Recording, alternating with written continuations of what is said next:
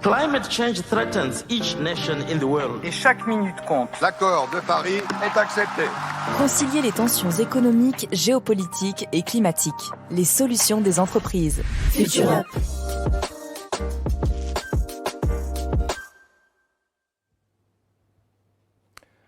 Dans le contexte actuel où les enjeux écologiques paraissent en recul, comment les entreprises parviennent-elles à maintenir une trajectoire responsable et économiquement viable ? Tensions économiques, équilibre géopolitique en recomposition, événements climatiques extrêmes. 10 ans après les accords de Paris, quelles sont les solutions mises en œuvre par les entreprises ? Comment choisissent-elles leur combat ? C'est le thème de la série de webinaires organisés par le cabinet Kea en marge de la COP30 qui se déroule actuellement au Brésil. Bonjour, je suis Emmanuel Sibla, directeur du cabinet Nueva Vista, une entité du groupe Kea dédiée à l'impact, au sujet d'utilité sociétale et de soutenabilité des entreprises. Je serai votre hôte aujourd'hui pour le second webinaire de notre série intitulé « Sortir du couloir vert pour accélérer la transition ». J'ai la chance d'être accompagné aujourd'hui par 3 intervenants de renom. Karine de Boissezon, Chief Impact Officer du groupe EDF, merci d'être aujourd'hui avec nous. Olivia Conil-Lacoste, directrice RSE et développement durable de Bouygues, merci également d'être là. Et enfin, Mathieu Sojo, directeur mode de vie en transition de l'IDRI, merci enfin d'être dans les locaux de Kea aujourd'hui. Alors, entrons dans le sujet de notre webinaire ce matin. L'écologie vit actuellement une crise de croissance dans l'opinion. Si elle a gagné la bataille de l'attention, elle peine encore à susciter une adhésion large et durable dans les sphères politiques et économiques. Les ressorts d'hier des entreprises, l'esprit pionnier, l'exemplarité, le leadership montrent leurs limites, l'élan s'essouffle, l'intérêt stagne, les clivages s'accentuent. En cause, un repli de la force motrice réglementaire, bien sûr, et vous l'avez vu hier, encore illustré par le vote assez inédit au Parlement européen sur la législation Omnibus. Mais peut-être est-ce aussi dû à une approche trop cloisonnée du sujet environnemental, traité souvent de manière spécifique, ce qu'on a appelé le couloir vert, pas assez connecté aux enjeux économiques, sociaux ou territoriaux. Sans oublier, bien sûr, un contexte de tensions économiques et géopolitiques qui rebattent les priorités sur un fond de marginalisation des faits scientifiques.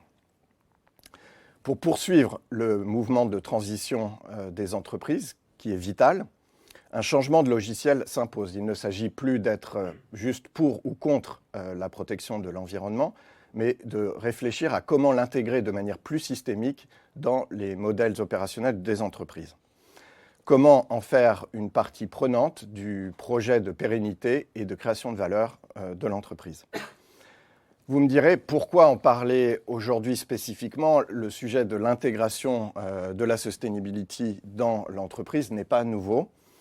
Sans vouloir être exhaustif, je voulais vous partager 2 raisons particulières. La première, c'est une posture un peu défensive et elle a trait à la préservation de la sustainability par son intégration. Si je prends une partie extrême du spectre avec les États-Unis, le sujet ESG, s'il est présenté de manière spécifique, peut entraîner un blacklisting par certains États, par la commande fédérale, par certains groupes d'influence. En Europe, la situation est plus nuancée, évidemment, mais l'heure est tout de même à la réflexion sur la repriorisation dans l'allocation des moyens, à la recherche d'un retour sur investissement, à la réduction des ressources mobilisées. Il est donc demandé aux différentes parties de l'entreprise de démontrer le retour sur investissement, le business case des actions qu'elle propose. Et prise de manière isolée, une action RSE a parfois du mal à montrer justement son business case. Et donc, l'intérêt, c'est de l'intégrer comme une composante d'une approche plus globale. Et on va l'illustrer ensemble juste après, par exemple dans le développement d'offres, dans une stratégie de marque employeur, dans un système de performance plurielle, dans une stratégie d'achat durable. La deuxième raison, c'est une posture plus offensive qui porte sur la contribution de la sustainability à la pérennité et à la création de valeur de l'entreprise. Et Pour ça, je voudrais emprunter quelques concepts développés notamment par Olivier Amand, qui est un chercheur en français, en biologie et en biophysique, sur le concept de robustesse. Ce qui nous explique, c'est que le premier objectif d'une entreprise, c'est sa rentabilité.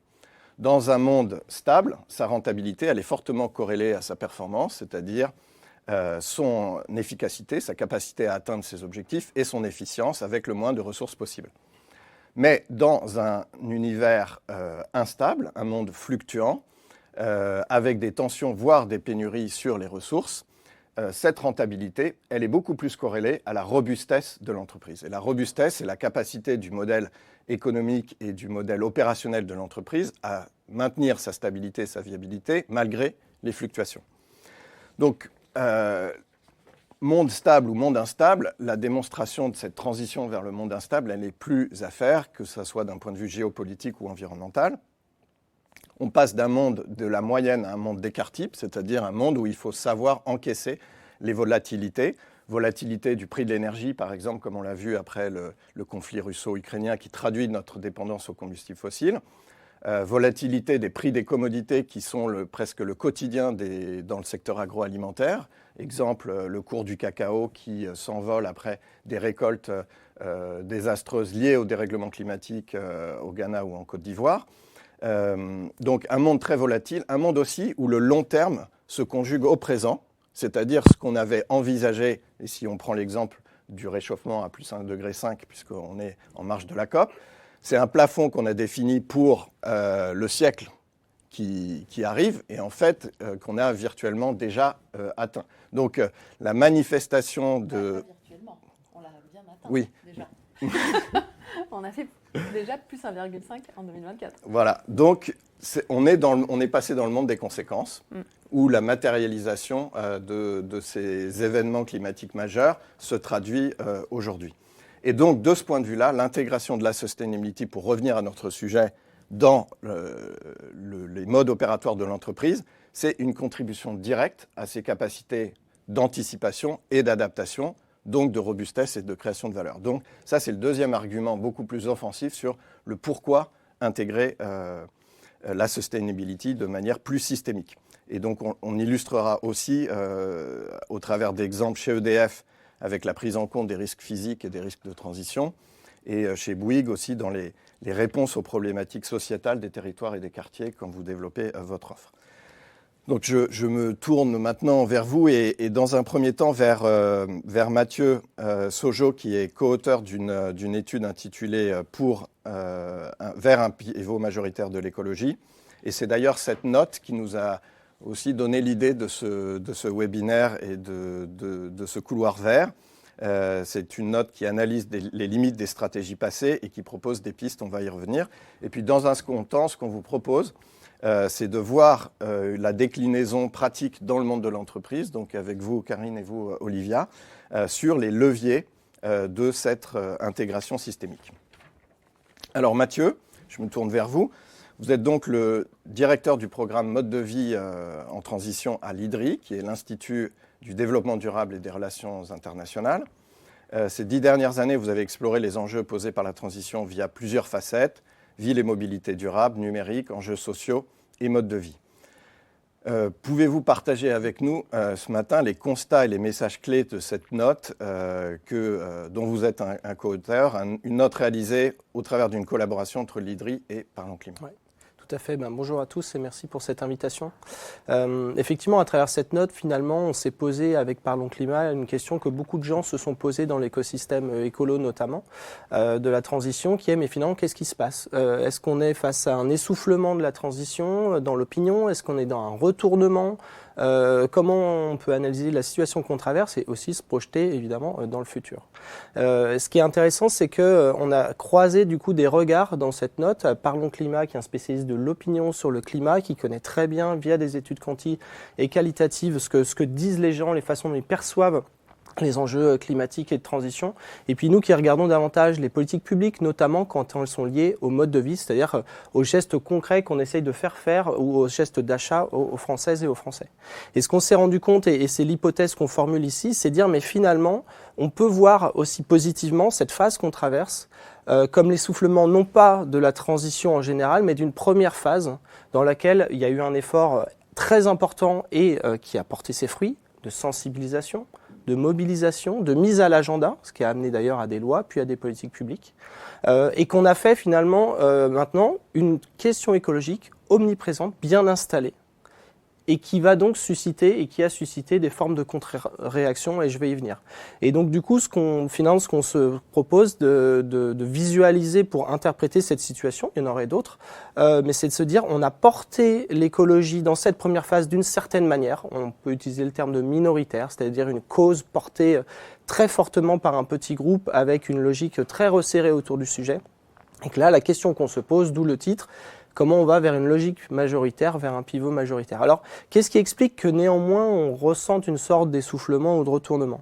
La première logique, c'est dire, du coup, cette question est devenue omniprésente. Et donc, elle a acquis du pouvoir, les personnes qui les portent ou la cause en tant que telle. Donc, ça devient une cible, tout simplement, pour d'autres acteurs qui ont d'autres agendas. Ce qui amène tout de suite au second point.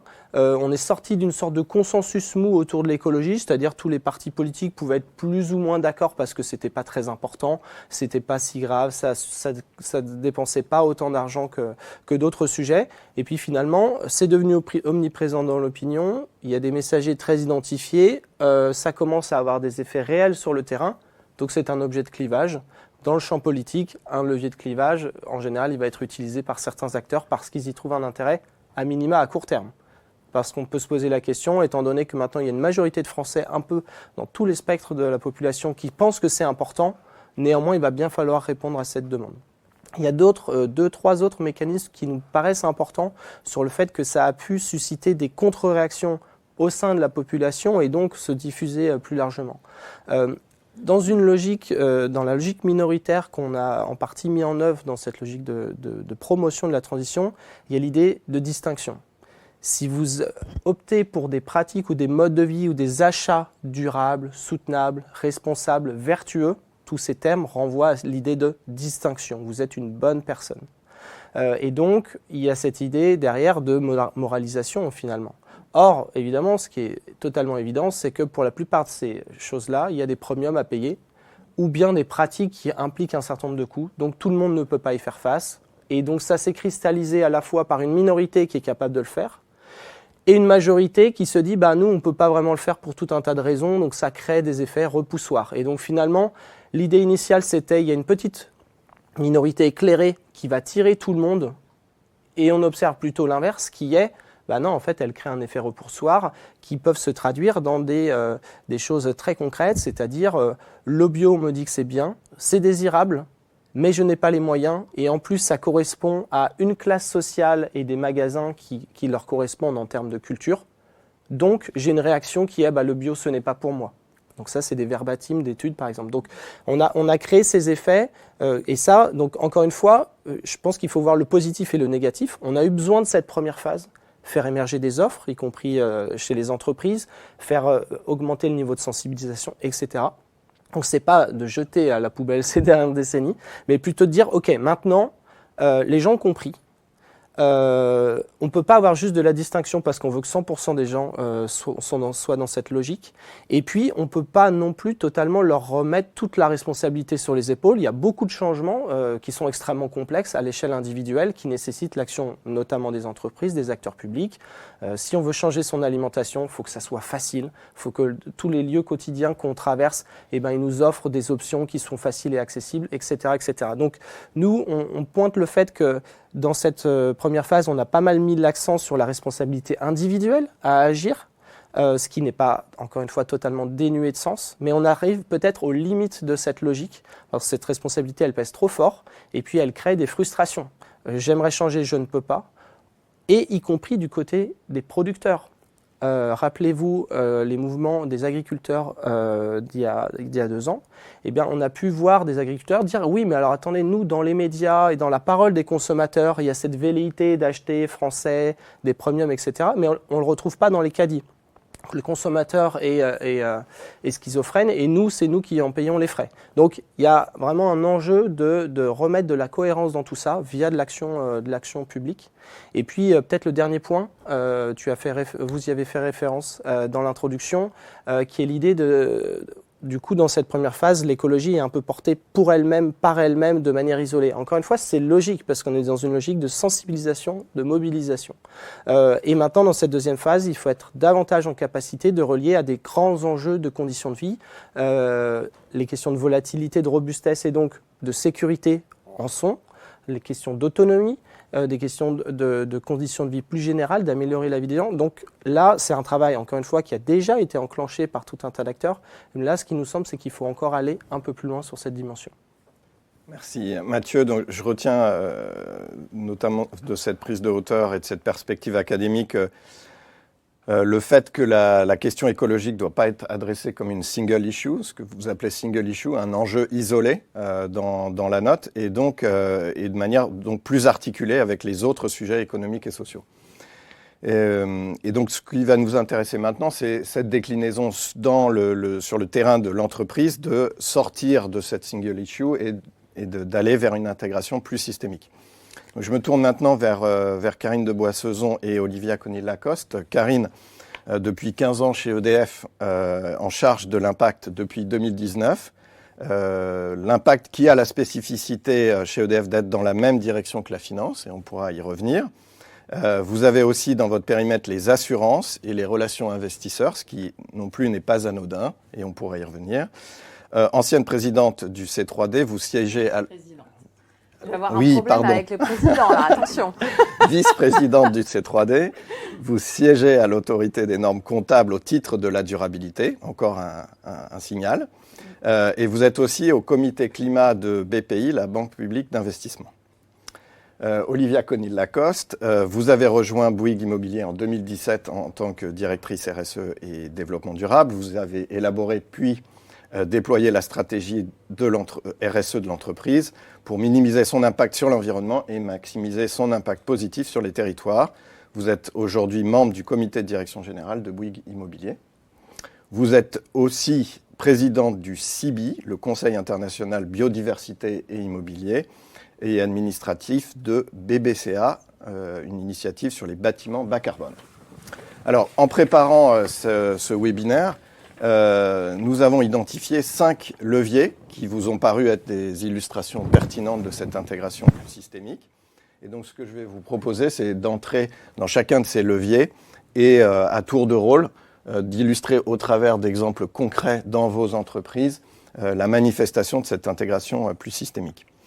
On commence par le premier levier qui est le leadership et le sujet du pluralisme des incarnations, qui est d'ailleurs introduit aussi dans la note, le fait qu'il faut passer d'une époque où la voix sur ces sujets environnementaux est incarnée par des individus très identifiés à une époque où cette voix en fait est reprise par différentes personnes avec des profils très différents dans l'entreprise et donc qui contribuent à crédibiliser ces prises de position. Karine, commençons par vous. Comment chez EDF ce pluralisme des incarnations se manifeste? Alors, c'est important, vous l'avez dit, on est à l'intérieur d'une direction plus large qui est la finance. Et donc, c'est vrai que par ce biais-là, en fait, on est vraiment dans les décisions d'investissement. EDF, c'est 25 milliards d'investissements par an. Le risque majeur qu'on a, c'est d'avoir ce qu'on appelle des actifs échoués, c'est-à-dire des actifs qui n'ont plus de valeur dans un monde qui se réchauffe ou qui perd sa biodiversité. Et donc, en rentrant dans ces décisions-là, on rentre vraiment dans les plans moyen terme des entités. Donc, ça nous amène à avoir un dialogue de fait avec des acteurs qui vont développer des projets. L'autre élément important, et j'en parle avec d'autant plus de joie, c'est que je reviens de Guyane et de Belém. Et moi, j'aime beaucoup cette notion de responsabilité territoriale des entreprises. Et là, je l'ai vu vraiment en Guyane.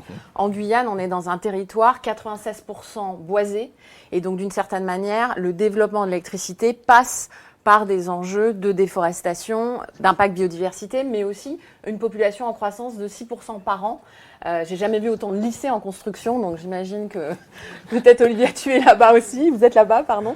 Mais voilà, donc c'est des enjeux qui sont sociaux, qui sont environnementaux au sens large, climat, biodiversité. Et donc, ce sont ces gens-là, finalement, sur le terrain qui incarnent le déploiement de la RSE chez nous. L'autre élément, et c'est plus facile quand on est EDF, c'est que notre projet stratégique, c'est l'électrification. Donc, c'est sortir les fossiles. Donc, en fait, nos commerciaux, ils font la RSE tous les jours, puisque notre projet stratégique, c'est le bâtiment, l'industrie, le transport, les data centers, c'est pas de l'électrification dans le sens où on sort les fossiles, c'est de nouveaux usages. Mais donc, on est complètement là-dedans, c'est-à-dire incarner finalement ce projet stratégique dans les offres commerciales. Et vous citiez aussi un autre exemple qui est la conscientisation progressive de différentes directions, management, etc., de directeurs d'EDF qui passent dans des, alors oui, dans des parcours. On s'est dit qu'il fallait un peu prendre en sandwich tous les niveaux de l'entreprise pour que ça ne soit pas la RSE hors sol, Yaka Faucon. Mon plus grand risque, c'est d'être la police des mœurs, en fait, dans mon entreprise. C'est-à-dire, je dis oui, non, ça c'est bien, ça c'est pas bien. On en revient au sujet de la moralisation. Donc, pour éviter ça, il faut que ça vienne d'une prise de conscience de toutes les parties prenantes. Donc, on a commencé par la gouvernance avec le conseil d'administration. On a un référent climat au conseil d'administration, un référent climat au comité exécutif. Et puis après, on a nos salariés. Alors, évidemment, on a, comme beaucoup d'entreprises, après le Covid, des collectifs qui se sont mis en place. Notre collectif, il s'appelle le Rhizome, avec, je trouve, cette image très intéressante de l'horizontalité, de la biodiversité aussi. Ils sont 1800 aujourd'hui et donc ils challengent d'une certaine manière les enjeux RSE auprès de leurs managers et de leurs dirigeants. C'est pas toujours simple d'ailleurs. Et puis, on a fait partie des entreprises qui se sont lancées dans la Convention des entreprises pour le climat. On est 18 dirigeants, donc 9 parcours qui ont été faits. Et là, c'est vraiment la théorie du changement à la fois individuel et collectif. C'est-à-dire que le dirigeant passe par cette théorie du U, donc il se prend sa claque, il stabilise et puis il remonte. On espère qu'il remonte fort quand même. Et en tout cas, c'est ça que souhaite évidemment faire ce parcours. Et puis, c'est des dirigeants qui ont des responsabilités, des troupes derrière, et donc ils vont faire la feuille de route régénérative à 2035. Et donc, ce collectif va réussir à avancer. Je vous donne un exemple intéressant. Un des dirigeants qui a fait la convention en PACA, il a changé de périmètre et il refait une convention, pas lui-même, mais un autre dirigeant, dans une autre entité où il est allé. Donc, il y a aussi cette idée de diffuser plus large. Et donc, je trouve que ça permet effectivement de sortir de la direction impact et de s'assurer qu'il y a bien une continuité, même si elle reste individuelle, parce que la claque, elle est quand même individuelle au départ. Merci Karine. Olivia, est-ce que vous pouvez nous partager du point de vue de Bouygues aussi ce sujet de pluralisme des incarnations ? Absolument. Donc, juste pour rappeler, Bouygues Immobilier, c'est une entreprise de promotion immobilière qui fait du neuf, du logement, du bureau, mais aussi des quartiers à l'échelle française, périmètre français. Et c'est vrai que aujourd'hui, c'est un incontournable absolu. Toutes les questions environnementales, développement durable sont un incontournable absolu pour plusieurs raisons. J'en citerai plutôt deux. La première, c'est la réglementation. Moi, ça fait 8 ans que je suis chez Bouygues Immobilier. Entre-temps, il y a eu la RE 2020. Aujourd'hui, tous les bâtiments, tout ce qu'on sort doit être positionné, doit atteindre des niveaux de performance reconnus, établis, certifiés sur tous ces sujets de décarbonation. Et la deuxième, c'est qu'on répond à des enjeux de territoire qui changent, qui évoluent. Et on passe, et ça m'a beaucoup parlé de ce que vous avez dit, on passe vraiment des questions d'atténuation du dérèglement climatique aux questions de la robustesse des territoires qui veulent garder leur ville fraîche et sèche. Alors, nous, notre rôle et la manière dont on développe ça, c'est qu'on a créé une culture d'entreprise très forte. Parce qu'on parlait de pluralité des incarnations. Je ne suis pas du tout la seule à parler de développement durable dans l'entreprise. On a une filière ingénierie, par exemple, très forte de conception qui connaît très très bien tous les enjeux de décarbonation. On a tenu à former l'ensemble des collaborateurs sur ces sujets avec chaque année un parcours spécifique. D'abord sur le carbone, puis sur la biodiversité, demain sur l'eau, parce que la question de l'eau, c'est une question qui émerge très fortement. Et puis, il y a aussi il y a une rétribution qui se fait dans les variables qui est aussi liée à ces sujets de décarbonation. Et ça, c'est pas qu'à l'échelle de Bouygues Immobilier, c'est à l'échelle du groupe Bouygues, avec des sensibilisations très, très fortes des dirigeants du groupe, notamment avec le Shift Project pendant tout un temps. Donc, pour moi, il y a une vraie évolution du sujet. Et je rejoins Karine quand elle parle aussi des commerciaux. C'est-à-dire qu'aujourd'hui, il y a 2 populations aussi très importantes chez nous. C'est tout ce qui va être développement, tous ceux qui sont en contact avec le client, que ce soit des investisseurs, des collectivités, de comprendre leurs enjeux qui sont totalement des enjeux de résilience aujourd'hui et d'être capable d'y répondre avec des solutions très concrètes, c'est leur quotidien. Et donc, eux, ils sont formés sur les enjeux de la biodiversité, de l'eau, de l'économie circulaire. Ils savent s'en emparer avec des réponses très concrètes. Et puis, il y a les commerciaux derrière qui vont être en bureau de vente. Je ne parle pas des commerciaux en bloc, c'est-à-dire vis-à-vis des bailleurs qui ont déjà ces problématiques, mais vis-à-vis des B2C, on va dire. Et là, c'est plus difficile d'en parler. Comment je parle à mon client final qui va acheter un appartement, qui veut bien localiser, le fait qu'il ait décarboné cet appartement, comment lui expliquer qu'il va avoir une valeur sur le long terme, c'est pas évident. Ça va être plus facile de lui parler de jardin, rafraîchissant, favorable à la biodiversité. Et donc nous, on a tout ce travail de traduction aussi vis-à-vis du B2C, et on va parler de l'offre plus tard, mais en montrant que finalement, c'est des attributs au logement que la personne va récupérer, qu'elle va faire des économies d'eau, qu'elle va avoir accès à un jardin, que son bien va avoir une valeur sur le long terme. Voilà, donc on est un peu dans c'est vraiment une conduite de changement extrêmement, avec plusieurs boutons poussoirs. Et je pense aussi que ce qu'on peut dire à l'externe, la manière dont on positionne l'entreprise, dont on la fait rayonner, c'est très important puisque finalement c'est une manière d'incarner, de rendre les collaborateurs fiers et de les rendre aussi ambassadeurs du sujet. Et on voit aussi cette transmission qui se fait dans le temps. Merci Olivia. Passons au deuxième levier qu'on avait identifié qui est autour du pilotage de la performance. Et là, le sujet, c'est à la fois comment on intègre mieux cette composante sustainability dans le système de performance de l'entreprise et, comme on l'avait dit en introduction, comment ça contribue au sujet de robustesse de l'entreprise. Olivia, est-ce que vous pouvez nous partager des exemples autour du contrôle de gestion, du rythme financier, des processus de décision qui incarnent cette intégration plus systémique de la composante sustainability dans vos processus? Je dirais que pour moi, il y a vraiment eu un tournant il y a 1 an et demi. C'est-à-dire que le développement durable, on travaillait vraiment comme des attributs qui allaient donner de la valeur à nos produits, avec des démarches réglementaires pour le carbone, mais plutôt volontaires pour le reste, avec des indicateurs qu'on s'était fixés, par exemple, sur la biodiversité, la proportion de terre sur nos opérations, coefficient de biotope par surface, le fait qu'on puisse renaturer dans certains cas. Et c'était des indicateurs volontaires qu'on avait mis en place de manière systématique et qu'on faisait auditer. Ça, c'était du volontaire. Et puis, il y a 1 an et demi, il y a la taxonomie européenne et l'idée qu'il faut qu'on aligne notre chiffre d'affaires à la taxonomie européenne. Et dans le secteur de l'immobilier, on a 99% de notre chiffre d'affaires qui est éligible. Et donc, pour prouver qu'on aligne, il faut qu'on aille regarder nos opérations une par une sur 17 critères environnementaux très précis, différents. Et il faut qu'unanimement, il faut qu'on soit bon sur ces 17 critères pour que le chiffre d'affaires qu'on génère avec cette opération soit comptabilisé comme aligné à la taxonomie européenne. Donc, ça, pour nous, c'est vraiment un changement de culture parce que ça va nous obliger à aller regarder opération par opération, 17 critères précis, et donc à aller mobiliser les opérationnels sur des sujets qui traitent. Mais là, on va leur demander de remonter le bon document, c'est quelque chose qui va être audité, etc. Et donc, on rentre vraiment dans un système de remontée de données beaucoup plus important que précédemment, avec des systèmes de remontée de données à mettre en place, qu'on va petit à petit aligner sur le rythme financier pour que justement ce ne soit pas des campagnes complètement à part qui n'ont rien à voir avec le rythme de l'entreprise, mais qu'au moment où on va leur demander quelque part des comptes sur leurs opérations, là où on est leur rentabilité, on leur demande aussi si cette rentabilité, elle est alignée. Et donc ça a été tout un process mis en place dans l'entreprise, avec des éléments frugaux, en essayant d'être frugal sur les systèmes d'information qu'on allait mettre en place, en essayant d'être très à l'écoute des opérationnels aussi pour leur simplifier les démarches. Et je suis assez contente là, 1 an et demi après, parce qu'on voit vraiment, c'était vraiment les directeurs d'opération eux-mêmes, on voit vraiment que ça commence à rentrer, que ça commence à rentrer dans l'hygiène de l'entreprise et que c'est quelque chose de possible. Et puis, et que la taxonomie, l'alignement du chiffre d'affaires devient aussi un critère d'intéressement chez nous. Donc, je dirais qu'il y a vraiment un peu un pivot. Après, toute la question, c'est que tout ce travail-là crée réellement de la valeur. C'est-à-dire que là, on est en train de démontrer quelque part ce qu'on fait au quotidien, mais comment on enrichit ça pour continuer à être différenciant, l'aligner vraiment à des problématiques très locales, alors qu'on parle de critères qui sont définis à l'échelle européenne. Donc ça va être ça aussi notre sujet par la suite. D'accord. Merci Olivia. Karine, de votre côté, l'intégration dans le pilotage de la performance? Alors, je l'ai dit un petit peu en introduction, c'est vrai qu'on est dans la direction plus large qui s'appelle performance, impact, investissement, finance.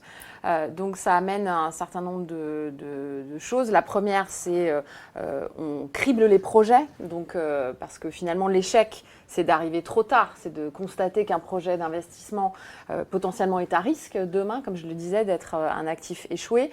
Donc, notre intérêt, c'est d'être le plus en amont possible avec les chefs de projet. Donc, par exemple, on a créé un atelier avec les chefs de projet qu'on appelle « Être en toute raison d'être ». Donc, l'idée, c'est de stress-tester à un moment où on a déjà des données environnementales et de biodiversité, mais pas trop tardivement pour qu'on puisse faire bouger les choses. Et on va stress-tester le projet à l'aune de la cohérence avec sa raison d'être. Et c'est super utile pour les chefs de projet parce que du coup, c'est aussi une anticipation du débat public potentiellement qu'ils ont à faire demain. On cadre les entités, comme ils ont une enveloppe CAPEX, OPEX, ils ont une enveloppe CO2, par exemple. Donc, ça permet évidemment de projeter l'avenir. Et puis, ça permet de faire des arbitrages, puisqu'il y a du CO2 qui amène de l'EBITDA et du CO2 qui amène pas d'EBITDA. Et donc, on pose des questions vraiment en lien avec la performance aussi financière. Je pense que ce qui est important à la fin pour nous, c'est de se dire on ne fait pas du gloubi-boulga moyenné entre financier et RSE. Il y a des lignes rouges des deux côtés. Il faut vraiment qu'un projet qui n'apporte pas de rentabilité, mais qui apporte de la RSE, il ne passera pas mieux qu'un projet qui est très mauvais et inversement en profitabilité et bon RSE. Donc il faut vraiment s'assurer que des deux côtés, on ait les lignes rouges. Et puis il y a le lien effectivement avec la rémunération. Donc c'est vrai que c'est important d'avoir un alignement global dans la performance aussi et la façon dont les dirigeants sont rémunérés. Et donc, comme beaucoup d'entreprises, on a des critères RSE pour la rémunération. Je rebondis peut-être sur ce que vous avez dit, Olivia. Je trouve ça intéressant par rapport à la taxonomie ou à la réglementation. On voit bien que, surtout dans le moment qu'on vit de détricotage finalement de cette réglementation, c'est à la fois, elle amène finalement une obligation de regarder les choses peut-être de façon plus précise et avec des indicateurs standardisés. En revanche, l'opérationnalisation est très complexe. Si je prends mon exemple sur la taxonomie, pour notre secteur, on a fait travailler au niveau européen pendant des années des experts pour nous dire sur notre secteur, investissez dans le renouvelable. Bon, on n'avait pas besoin de 90 experts pour nous dire ça, en fait. Donc, en fait, on a opérationnalisé des choses de façon trop complexe, d'où le backlash aussi qu'on vit aujourd'hui. Et à la fin, qu'est-ce que ça change pour les entreprises? Et là, il y a un enjeu de responsabilité aussi des investisseurs, parce que finalement, pour moi, le Green Deal, il était fait pour flécher l'argent vers les entreprises qui font vraiment sérieusement la transformation. Honnêtement, aujourd'hui, je suis rémunérée quasiment de la même façon que je fasse un green bond ou pas un green bond. Donc en fait, on a un petit sujet là qui est la réalisation de ce que devait faire tout cet engouement autour de la taxonomie, la CSRD demain. Donc voilà, donc l'intégration dans les processus, oui, mais la finalisation derrière qui est en quoi ça va nous aider à aller plus vite, plus loin, parce qu'on sera notamment financé de façon plus compétitive, on n'y est pas encore. Je vous en prie. Je pense que ça évolue aussi en fonction des clients qui nous demandent finalement d'être alignés. Tant qu'on ne nous le demande pas, tant que c'est simplement une réglementation à laquelle on répond, ça évolue pas. Là, on l'a vu cette année, nous, avec par exemple les bailleurs sociaux, pour qui c'est très important que nos opérations soient alignées à la taxonomie, notamment quand elles ont un risque d'exposition. Ça, c'était un nouveau critère qu'on a dû intégrer, analyser en amont le risque d'exposition de toutes les opérations qu'on allait livrer. Et quand on voit qu'elles ont un risque d'exposition aux aléas climatiques, chaleur, feu, inondation, on doit montrer que c'est aligné. Et donc le fait qu'il y ait aussi une demande marché qui s'exprime et que ça soit une réponse, ça devient de plus en plus stratégique. Mais en effet, il faut que ce mouvement y prenne parce que sinon, on en reste à être une caisse d'enregistrement de performance après coup, parce qu'en plus, les performances, on les relève quand l'opération elle génère du chiffre d'affaires, ça veut dire qu'elle est déjà conçue. Et donc tout notre combat, c'est aussi de remonter, tu parlais de stress tester, de remonter aussi dans la chaîne de décision et de se dire, ok, c'est très bien qu'elle soit alignée une fois qu'elle génère du chiffre d'affaires, mais comment moi je préaligne et comment je le fais intelligemment pour que justement ça génère pas des coûts, mais ça génère de la valeur sur mon opération et que je la mette dans le bon sens. Et nous aussi, on a à l'échelle des comités, ce qu'on appelle les comités d'engagement, donc le moment où on va prendre la décision d'aller ou pas sur une opération, on va avoir un certain nombre de critères maintenant liés à la RSE, à l'environnement, mais qui sont totalement intégrés aux questions qui vont être posées à l'opérationnel pour savoir si on y va. Et ça nous a quand même aidé à structurer ces questions, à les hiérarchiser et à les prendre en compte dès la conception des projets, ce qui garantit quelque part que ce soit faisable, parce que tout ce qu'on va aller venir additionner après coup, c'est des coûts en plus et c'est très difficile à intégrer. Karine, vous parliez du fléchage des capitaux. L'intégration des critères ESG dans les coûts financiers, c'est quand même une réalité chez vous. Oui, alors c'est vrai qu'on a fait partie des premières entreprises qui ont émis les fameux green bonds, donc ces obligations vertes. Donc c'est quoi l'idée? C'est on va lever de la dette qui va être fléchée vers des investissements qui sont éligibles à la taxonomie notamment, mais globalement éligible à ce que derrière le Green Deal cherchait à faire. Donc on a commencé en 2013, on avait 1,3 milliard, aujourd'hui on a plus de 16 milliards d'obligations vertes, on a fait aussi des obligations sociales. L'idée c'était de dire on va flécher l'argent vers des PME, des vraies PME, pas des filiales de grands groupes, des PME dans des bassins d'emploi où il y a plus de chômage que la moyenne nationale.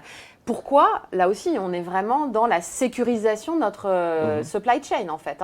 On a absolument besoin que ces entreprises, elles continuent à exister. Et donc, on a besoin de leur donner de la visibilité avec nos investissements. Donc ça a été nos premières obligations sociales. Donc, c'est un énorme succès pour nous, pour stabiliser l'écosystème. Et puis, on a un certain nombre de lignes bilatérales avec les banques où on essaye justement de baisser notre coût de financement en faisant un lien avec notre performance RSE, avec des critères à la fois sociaux et environnementaux. Donc au total, on a 35 milliards de financements qui ont un lien avec la politique RSE. Et ça rend les choses concrètes parce que justement, on peut dire, vous voyez, il y a bien, c'est vertueux d'une certaine manière. Après, c'est le fameux greenium, à quel point, en fait, on fait une vraie différence vu les efforts que ça demande. Et je rebondis sur ce que vous disiez, Mathieu, au début. Finalement, ce qui est assez contradictoire ou paradoxal, c'est de se dire qu'on doit payer plus pour quelque chose qui est bon. En fait, c'est plutôt qu'il faudrait que les choses qui sont pas bonnes soient pénalisées. Et donc, je comprends aussi le repoussoir de dire, mais pourquoi je devrais payer plus parce que c'est vert, parce que c'est durable, en fait. Donc, voilà. Donc, moi, je pense qu'on a aussi cet enjeu-là, c'est de se dire les externalités négatives ne sont pas aujourd'hui au bon niveau. Donc, comment on rétablit ça, en fait? Les 1 000 milliards de subventions fossiles, elles doivent servir à faire en sorte que les choses durables soient accessibles. Dernier point, avant de passer au levier suivant, pour reprendre le sujet de la robustesse, est-ce que vous pouvez illustrer, Karine, le sujet de la prise en compte des risques physiques et des risques de transition dans vos processus aussi? Alors, je pense que l'analogie avec l'IA est intéressante. On parle d'IA partout. Donc, s'il n'y a pas d'IA sans électricité, il n'y a pas d'électricité sans forêt. Parce qu'en fait, la forêt, c'est le cycle de l'eau. Et j'ai besoin d'eau. 90% de mon électricité dépend de l'eau, à la fois pour les barrages, mais aussi pour refroidir mes centrales nucléaires. Et donc, on voit bien aujourd'hui que c'est totalement systémique pour nous, en fait, ce risque physique, c'est-à-dire l'accès à l'eau.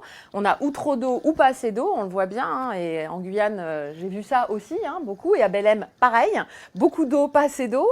On l'a vu tous les jours. Et donc, c'est quelque chose qui, pour nous, fait de nous une entreprise critique, en tant qu'électricien et en tant que électricien critique, évidemment, pour la France. Donc, on a l'obligation de faire cette étude de vulnérabilité pour le gouvernement dans le cadre du plan national d'adaptation au changement climatique. Et donc, ça a été quelque chose de très intéressant pour nous parce que ça a été un levier aussi pour travailler avec les entités sur l'adaptation au changement climatique. Donc, on passe les plans d'adaptation de chaque entité en comité exécutif et on l'a présenté au conseil d'administration cet été. C'est intéressant parce que le lien avec les assurances aussi, évidemment. Un projet qui n'est pas assuré n'est pas financé et on voit aujourd'hui à quel point les assureurs voient en premier lieu l'impact du changement climatique. Et ça n'est pas quelque chose, évidemment, qui s'arrête à nos frontières. C'est partout et c'est un modèle qui est lui-même en stress, les assurances et les réassurances. Et donc, voilà. Donc, pour nous, ça a été un élément très intéressant de mobilisation de nos entités et aussi, du coup, de CAPEX et d'OPEX. C'est-à-dire que là, aujourd'hui, on est en train de travailler sur quels sont les CAPEX et les OPEX d'adaptation. Et puis, le dernier point qui n'est pas des moindres, c'est l'adaptation de nous en tant que travailleurs. Puisque là, on parle aussi de personnes dans des centrales où la chaleur est très forte. Et donc, on a fait, par exemple, un partenariat avec le Human Adaptation Institute, pour ceux qui connaissent Christian Clot, avec notamment son camion, le Climate Trucks. Personnellement, je l'ai fait. Bon, 50 degrés chaleur sèche, pendant pas très longtemps, on voit bien quand même que la prise de décision en collectif, ça devient assez rapidement compliqué. Bon, donc nous, on travaille avec lui pour faire en sorte qu'on comprenne comment nos salariés évoluent et vont évoluer, notamment avec leur tenue de travail. On teste un certain nombre de pays pour rafraîchir nos salariés qui seront demain, et déjà aujourd'hui d'ailleurs, dans des conditions assez difficiles pour accomplir leurs tâches au quotidien. Merci Karine. Passons au levier suivant qu'on avait identifié, qui était celui des marchés et des offres produits. Comment la prise en compte de la sustainability offre aussi des opportunités de développement d'offres. Olivia, vous le citiez tout à l'heure sur comment vous répondez aux problématiques sociétales des territoires et des quartiers en développant des offres adaptées. Alors, ouais, deux axes à développer là-dessus. Le premier, c'est qu'on parlait d'adaptation, de robustesse. Aujourd'hui, nous aussi, notre ressource, c'est le foncier. Il y a vraiment un conflit d'usage du foncier aujourd'hui. Et donc, quelque part, se développer aujourd'hui, c'est proposer à des collectivités de se développer sur des terrains qui sont déjà artificialisés, qui sont à régénérer, en fait. Et donc ça, c'est vraiment quelque chose qu'on développe chez Bouygues Immobilier. On a bientôt 70 ans, on a vraiment la maîtrise de certaines compétences qui nous permettent d'aller sur des fonciers qui sont déjà pollués, d'être capable de les dépolluer, d'être capable de les porter aussi financièrement avec des partenaires, d'aller chercher, d'aller résoudre des problématiques environnementales fortes. Et donc, je dirais qu'une des offres qu'on développe quelque part, c'est cette régénération de la ville. Et on a beaucoup d'exemples aujourd'hui, à chaque fois en disant on va vous aider à garder votre ville fraîche et sèche, c'est-à-dire que dans cette régénération de la ville, on va mettre en place non seulement de la décarbonation. Aujourd'hui, on a des calculettes qui nous permettent d'offrir justement aux futurs habitants, non pas d'émettre 10 tonnes de CO2 par an, mais plus que 7, parce qu'on va mettre en place de la mobilité douce, une alimentation différente, etc. Mais aussi du rafraîchissement. Et donc là-dessus, on va aller s'appuyer sur la renaturation beaucoup et sur la gestion de l'eau. Alors, quelques exemples. On a posé une première pierre il y a quelques mois. Et le maire de Cagnes-sur-Mer, Louis Nègre, va venir bientôt au Salon des maires témoigner avec notre directeur général, Emmanuel de Mézières, sur un quartier qui s'appelle Cagnes-Villette. Et là, on désimperméabilise 50% du quartier. C'est un ancien parking. On va faire 500 logements et on va mettre 5300 mètres carrés de toiture végétalisée. On remet des arbres, on renature la Cagne qui passe à côté. On crée aussi, par exemple, une barrière acoustique avec le périphérique qui est juste à côté. Et donc, on se rend compte qu'à travers notre action, on vient mettre plus de nature, remettre de la biodiversité, travailler aussi l'infiltration des eaux à la parcelle. Ça, c'est la même chose à Tours. On va prendre des friches industrielles. Par exemple, je pense aux anciennes usines Gelco. C'est sur 5 hectares. Il y a 1 hectare qu'on rétrocède à la ville. Sur le reste, on fait du logement, un quartier mixte. Mais on va aussi travailler, par exemple, ici, l'infiltration de l'eau à la parcelle. Ça, c'est très important. C'est quelque chose qu'on fait depuis des années. C'est intéressant parce que ça coûte moins cher, en fait, de se débrancher du tout tuyau. Aujourd'hui, les villes, elles ont vraiment cette préoccupation des tuyaux vétustes. Comment je fais, moi, pour intégrer... Il y a des risques d'inondation forts avec des pluies qui sont de plus en plus fortes. Comment on fait dans les villes pour arriver à être résilient par rapport à ça?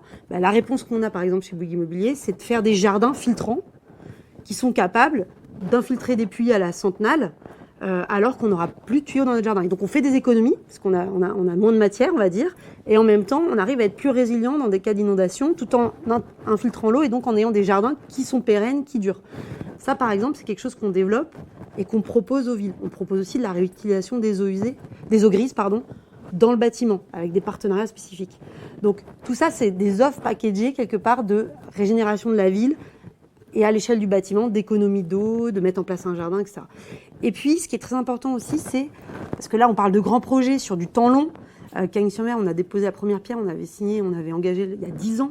Donc ça, on a le temps, en fait. C'est vraiment un temps long. Puis après, il y a le temps court. Il y a le temps du projet immobilier rapide, du logement de 70 personnes qu'on va faire dans différentes villes de France. Et là, c'est comment on fait pivoter le modèle sur un temps court. Et ça, c'est by design. Il faut absolument intégrer la sustainability dès le départ, avec des attributions techniques de nos logements qui embarquent de la décarbonation, qui embarquent de la végétalisation.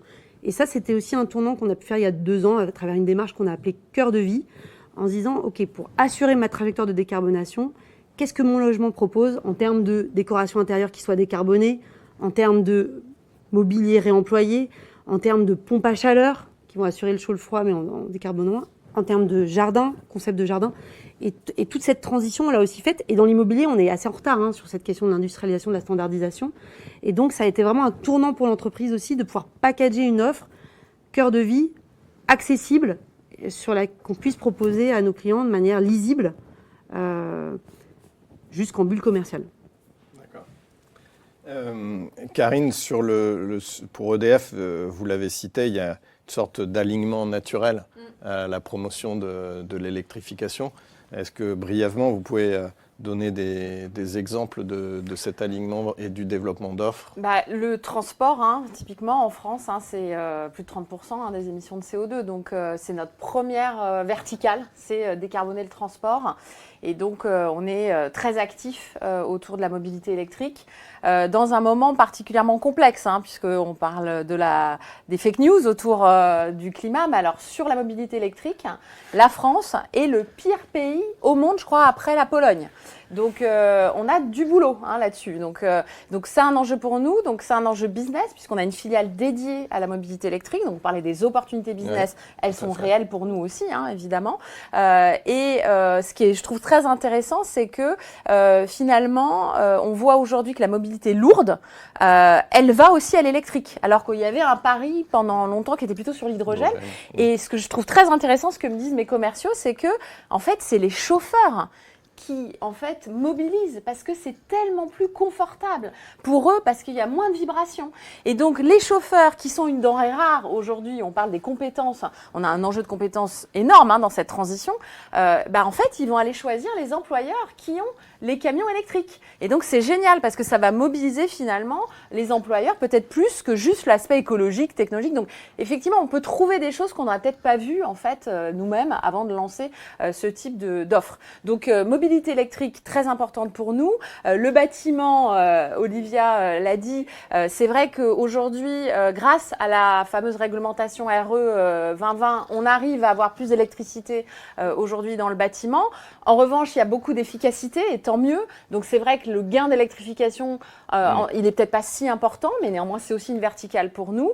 Et puis l'industrie, on voit l'industrie aujourd'hui, il y a des enjeux énormes, notamment dans les secteurs qu'on appelle hard to abate, et sur lequel malheureusement la compétition internationale fait que c'est pas si simple. Et donc là, vous l'avez peut-être vu dans la presse hier, EDF déploie des contrats commerciaux très importants pour ces industriels électro-intensifs pour qu'ils restent en France et en Europe. Évidemment, la réindustrialisation, c'est un élément clé pour nous, c'est un élément de souveraineté.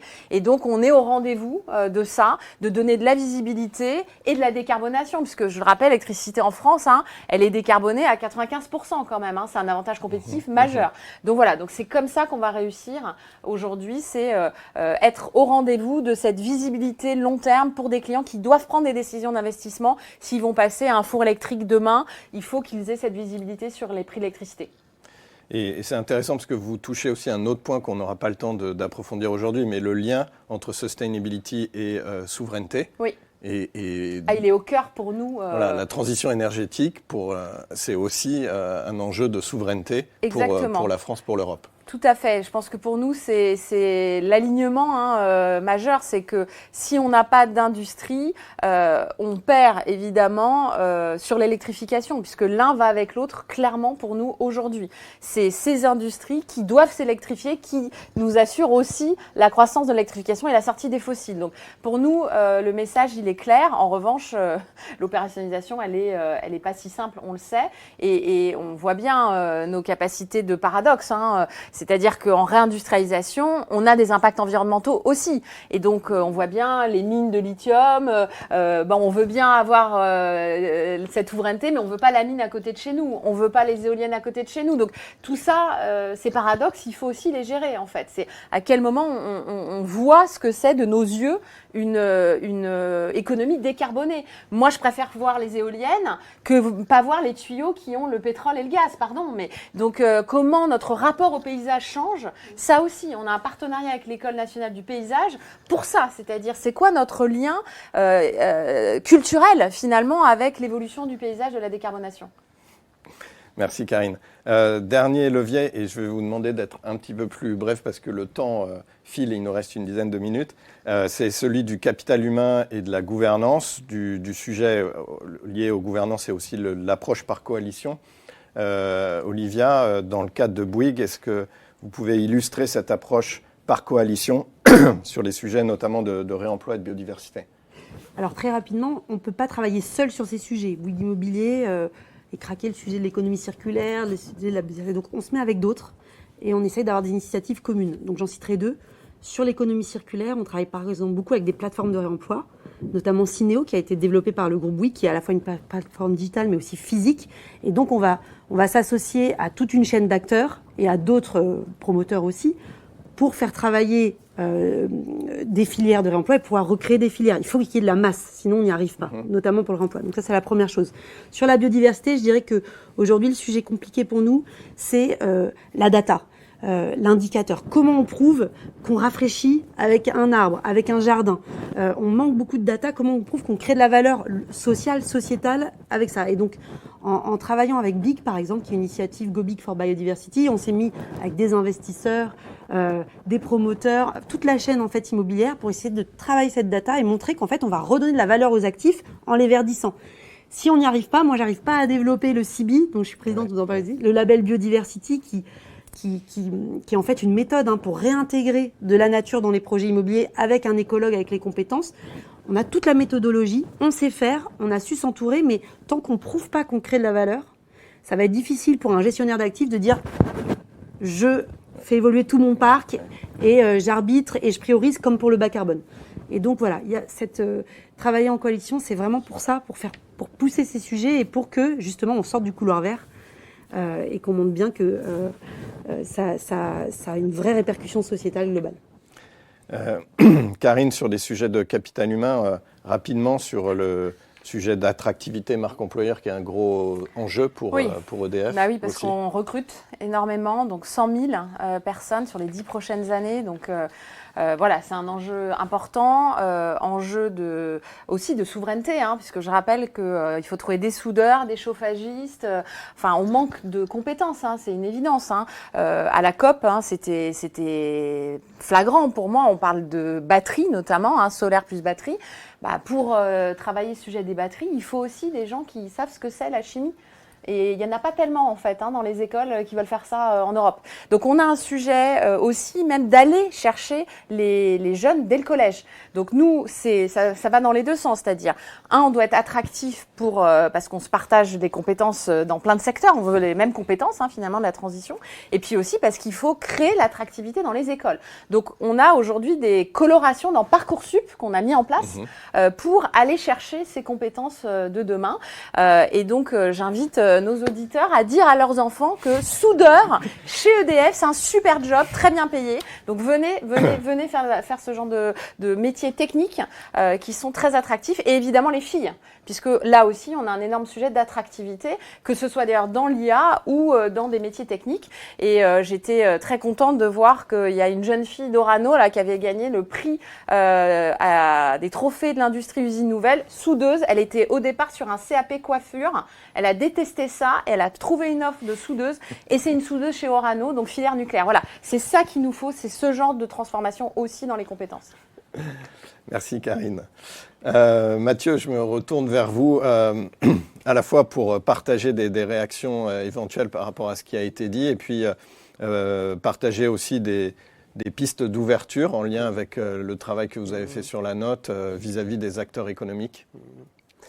Peut-être un point de réaction, je trouve que c'est intéressant de se rappeler il y a 10-15 ans où on avait une directrice d'ED ou un directeur d'ED avec son bâton de pèlerin, un peu seul parfois.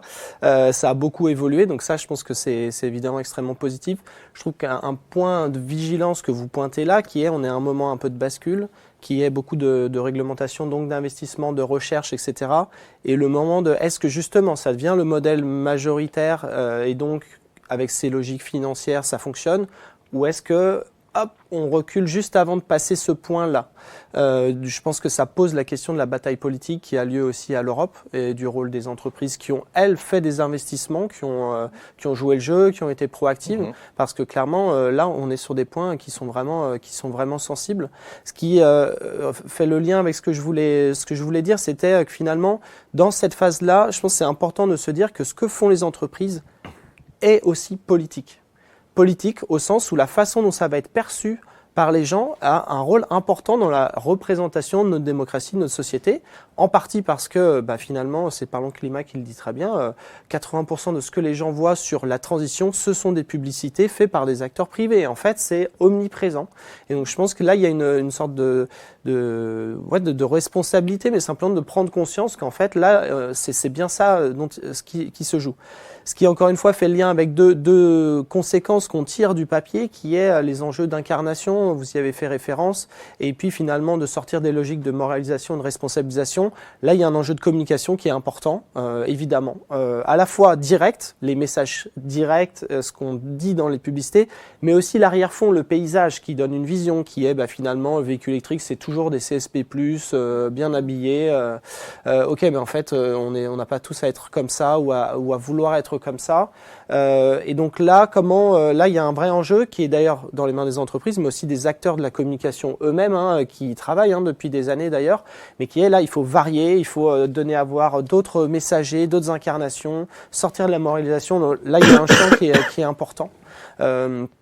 Et puis un dernier point qui est, au fond, la conséquence de cette première phase, c'est que parfois il y a des marchés qui sont structurés avec des niches. C'est-à-dire une petite partie du marché avec un premium et qui est relativement stable. Et donc le risque, c'est évidemment de ne pas sortir cette niche. Et donc ça pose la question des modèles économiques. Évidemment, ça dépend des secteurs et des entreprises, mais qui est, en fait, dans ce secteur-là, oui, ok, on a fait la preuve que ça marchait sur une niche. Maintenant, il faut en sortir, ce qui peut créer une sorte d'inconfort, mais néanmoins, c'est bien ça dont on a besoin parce que ça ne peut pas rester à ce niveau-là dans le temps. D'accord. Merci Mathieu. Je vous propose deux questions là, qui nous viennent, que je vous soumets, et puis vous pouvez choisir de répondre à l'une ou l'autre. La première, c'est en quoi la COP qui a lieu ces jours-ci est-elle une illustration ou non de ce pivot pour sortir du couloir vert? Première question. Et puis la deuxième, en lien avec l'actualité qu'on a citée, c'est comment vous interprétez le vote du Parlement européen hier qui, grâce à une alliance un peu inédite droite-extrême droite, valide un recul assez significatif du Green Deal qui avait été mis en place lors de la précédente mandature. Je ne sais pas qui veut se saisir de l'une ou l'autre question. Ayant été à Belém, si ça vous va, Olivia, je vais en parler. Alors, ce qui est quand même très important, et je pense que l'IDRI le dirait mieux que moi, c'est que la COP, ça reste encore un moment de multilatéralisme. Donc, on a tous les acteurs, tous les pays, on a de la société civile. Là, pour le coup, à Belém, moi, je n'ai jamais vu autant de sociétés civiles qu'à cette COP. La zone verte, notamment, était foisonnante. Donc, voilà, je trouve que c'est beaucoup de diversité dans les parties prenantes, et c'est une COP pour le coup qui est vraiment climat, biodiversité et sociale, puisque les populations autochtones sont au cœur des discussions. Donc je pense que c'est une COP qui n'est pas que le couloir vert dans le sens climatique. En revanche, ce qui va en sortir, on va voir, puisqu'on n'est encore qu'au début. Mais en tout cas, il ne faut pas jeter le bébé avec l'eau du bain, comme vous l'avez dit au début. Donc, je pense que le Brésil a fait un travail important là-dessus. Et autre élément important, ils ont mis ensemble les ministres de l'écologie et les ministres des finances. Et donc, je reviens évidemment prêcher ma paroisse, qui est celle de l'intégration. Effectivement, si on ne parle pas le même langage et si on parle pas des mêmes données physiques et économiques, s'il n'y a pas un taux de retour, comme vous le disiez au début, sur cette transition, on restera dans la niche. Et donc, pour moi, ça, c'est un élément positif qui a fait le président de la COP au Brésil. Pour rebondir simplement, qu'on ait un moment aussi de review, c'est-à-dire on revient sur 10 ans de progrès, de contribution, de mise en œuvre. Et donc, au fond, les retours des pays et puis des travails des chercheurs, des associations, des think tanks qui ont analysé tout ça, c'est bien de voir les confrontations entre les enjeux des pays qui peuvent être le développement sur tout un tas de et l'enjeu climatique. Donc, on est bien de toute façon dans cette phase majoritaire qui est, bah oui, mais en fait, nous, l'Afrique du Sud, on a fait ça et ça et ça. Néanmoins, on a ces enjeux de transition juste qui sont assez fondamentaux, qui sont complexes. On en parlait tout à l'heure sur le Brésil par rapport à l'exploitation pétrolière en parallèle. Voilà, là, on est face aux vrais enjeux, aux vrais problèmes, et c'est ça qui se traduit à travers on a avancé, on n'a pas autant avancé peut-être que ce qu'on souhaitait sur tel et tel aspect, mais c'est bien la nature de la discussion qui est alimentée par les observateurs également. Merci.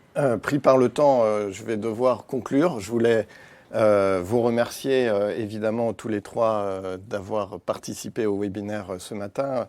Remercier aussi tous ceux qui nous suivent en direct et en replay. Je voulais finir par une conclusion en forme d'ouverture en vous invitant aussi à vous pencher sur un modèle qui vise justement à intégrer ces dimensions environnementales, sociales, sociétales au cœur du pilotage de l'entreprise. Ce modèle, c'est celui de l'entreprise à mission, qui a été créée en 2019 par la loi Pacte, et qui permet de rapprocher court terme et long terme, qui permet de rapprocher financier et extra-financier. C'est un modèle que nous accompagnons de longue date, qui se réplique d'ailleurs à l'échelle de l'Europe. Donc n'hésitez pas à nous contacter aussi si vous avez envie d'explorer ce modèle.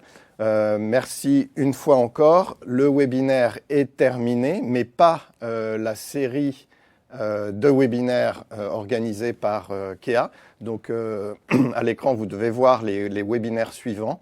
Et donc je vous invite à y participer tout au long de la semaine prochaine.